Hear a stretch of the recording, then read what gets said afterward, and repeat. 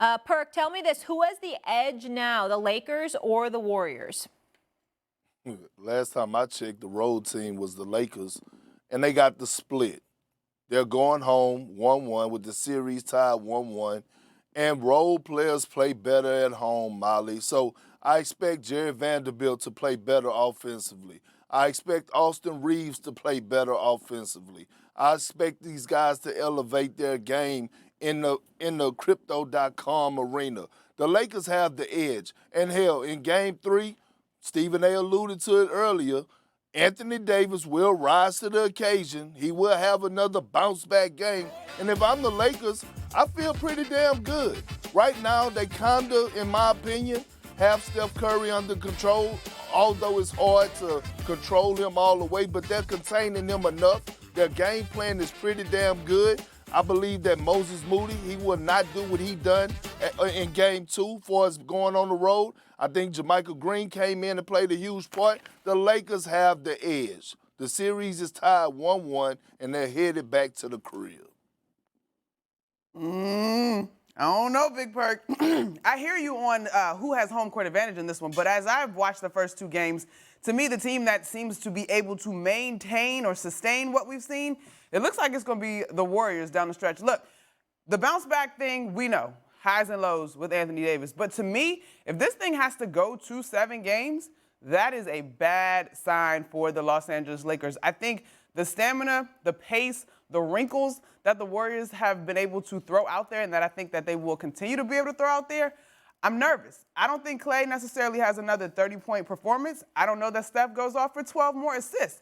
But to me, there are different pieces that can be moved. You saw the changes in the starting lineup. There's just more to toy with as far as the Lakers go. Now, to your credit, the Lakers are at home. AD is going to bounce back. But as far as that cadence of good game, bad game, at some point, if the Lakers are going to pull this thing off, that cannot be the rhythm. And I don't mean that that necessarily has to be the monstrous numbers that we saw from AD in game 1.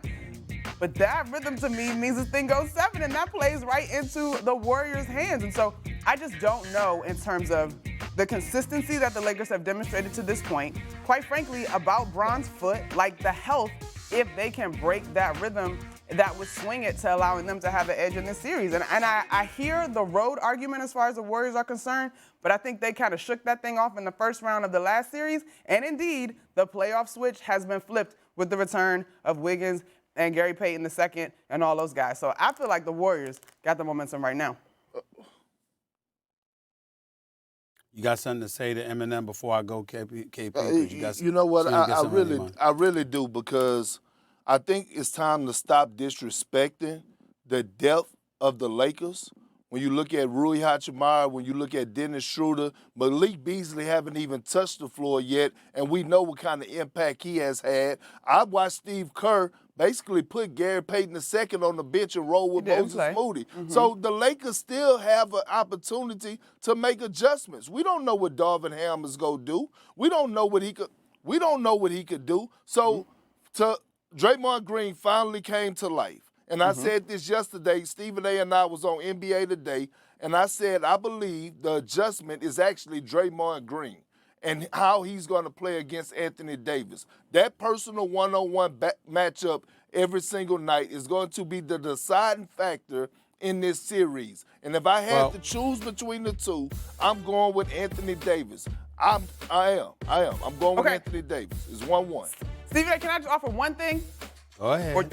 Okay, so the one thing, Perk, look, I don't think this thing is a landslide either way. This is going to be a very small margin for error in terms of who's going to be the victor in this series. But as we look at it, in terms of the key guys that are the catalysts, and you can say what you want about role players on the road at their various home arenas, the key guys at the catalyst, when I have the conversation about who at the center of each team is more sustainable at this point, to me it just looks like everything that Steph creates. And AD, or if you want it to be LeBron, there's just more question marks about the sustainability of your centerpieces. That's why I would swing it toward the Warriors. KP, there is a difference, my brother, between saying what you believe and speaking about it as fact. You believe that the Los Angeles Lakers still have an edge. You believe that they're going to show up. You believe in Anthony Davis.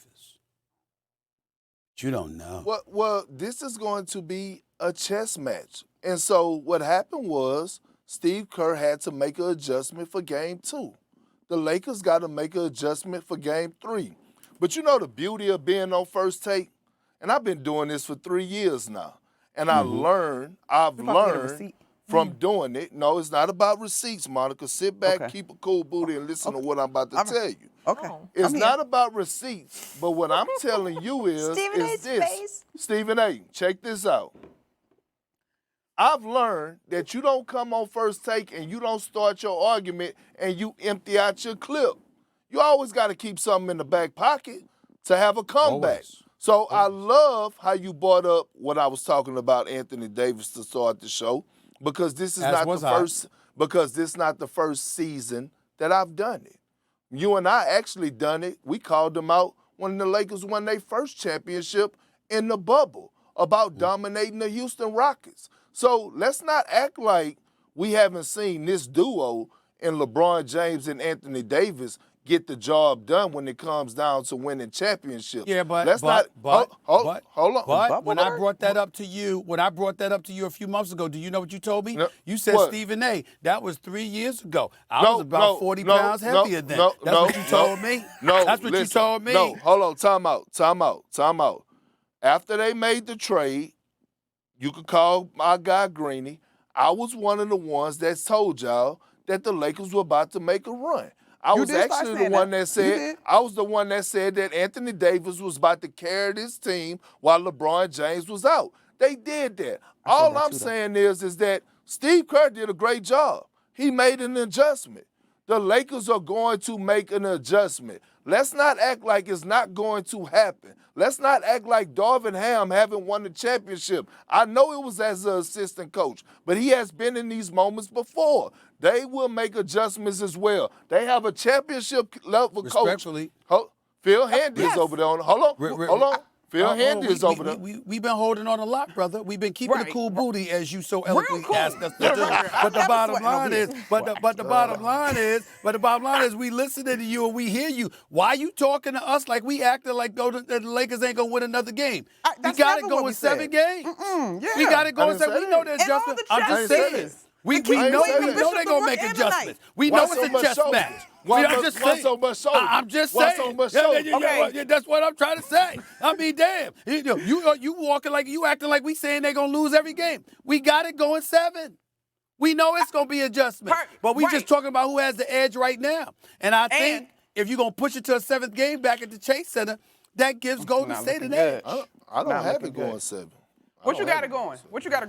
I picked the Lakers in 6. And I agree with you that if it goes 7, it's a problem. And so that to me is when we talk about the edge, Perk, that to me is part of the issue, is that you're going to have less of an opportunity, less of a runway to get this done if you are the Lakers. If it happens in 6, I'm with you. I don't think 7 is bad news bears for the purple and gold.